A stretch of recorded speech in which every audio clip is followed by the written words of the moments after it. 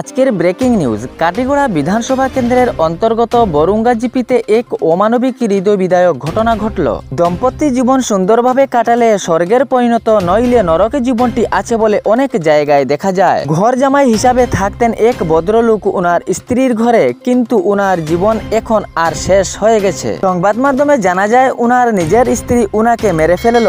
করিমগঞ্জ জেলার পাতারকান্দির বাসিন্দা সজল সিনহা ঘর জামাই হিসাবে থাকতেন উনার স্ত্রীর ঘরে। উনাদের সন্তান আছেও বলে জানা যায়। শনিবারে স্ত্রী এবং স্বামীর মধ্যে পারিবারিক কিছু কথাবার্তা নিয়ে কথা উভয়ের মধ্যে বাড়তে থাকে, কিন্তু সেই কথাগুলো এক বিবাদের বড় রূপ নিয়ে ফেলল। অবশেষে নিজের স্ত্রীর হাতে স্বামী খুন। জানা যায় নিজের স্ত্রীর প্রহারে সেই ঘরোয়া জামাই সজল সিনহা মাটিতে অজ্ঞান ও অচেতন হয়ে পড়লেন। পরে এই সংবাদ পেয়ে পুলিশ কর্মী সেই ঘটনাস্থলে উপস্থিত হন এবং সঙ্গে সঙ্গে অজ্ঞান অচেতন সজল সিনহাকে হাসপাতালে তৎকালীন নিয়ে যাওয়া হয়। কিন্তু ডিউটিতে থাকা চিকিৎসক বলেন উনার শেষ নিঃশ্বাস ত্যাগ, তিনি এখন আর পৃথিবীতে নেই। পরে পুলিশ হত্যাকারী ভয়ঙ্করী জঘন্য স্ত্রী শোভনা সিনহাকে গ্রেফতার করেন, কিন্তু ঘটনাটি কেন ঘটেছে এখনো তা স্পষ্ট জানা যায়নি। পুলিশ কর্মী এখনো এই ঘটনাটি জানার জন্য তদন্ত চালাচ্ছেন। আসাম মেঘালয় বর্ডারের কালাইনচড়া পুল গেট এর নাগাচেক গেটে ঘটল এক ফিল্ম স্টাইলের ঘটনা।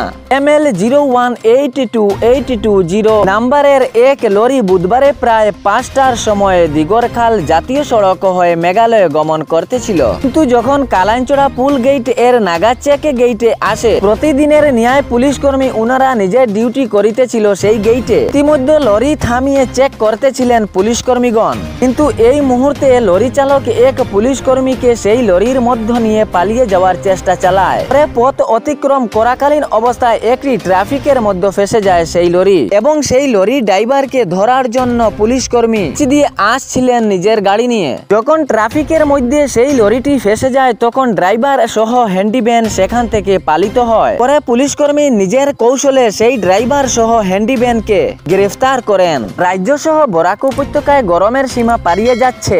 গতদিন গরমের তাপমাত্রা 40 ডিগ্রি ছিল, আরও তাপমাত্রা বাড়ার সংকেত আগামী 48 ঘন্টার ভিতরে। শিলচরে গতকাল তাপমাত্রা ছিল 39 ডিগ্রি। বেসরকারি হাসপাতালে আয়ুষ্মান ভারত কার্ডের সুবিধা বন্ধ, তাহলে গরিব রোগীরা কোথায় যাবে? আপনাদের আয়ুষ্মান ভারত কার্ডের সুবিধা যদি না হয়, রোগীদের দাবি বেসরকারি হাসপাতালে আয়ুষ্মান ভারত কার্ডের সুবিধা না থাকলে আমরা কোথায় যাব?